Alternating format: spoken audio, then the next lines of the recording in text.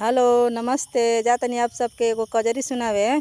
हमार कजरी सुन के आप सब न हमार वीडियो के लाइक सब्सक्राइब कर देम जा। हरी हरी बाबा लगायो एक बाग देखत निक लागे हरी हरी हरी बाबा लगायो एक बाग देखत निक लागे हरी ओही बगीचावा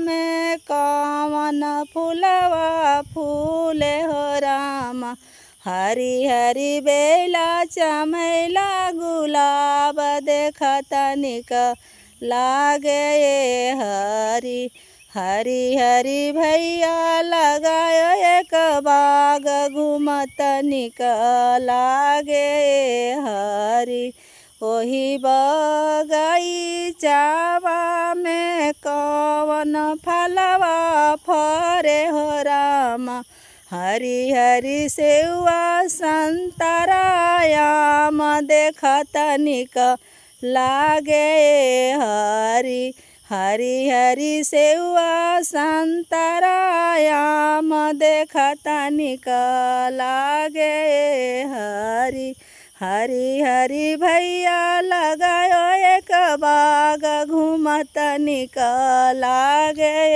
हरी हरी हरी भैया लगायो एक बाग घूमत निक लागे हरी हरी हरी भैया लगायो एक बाग।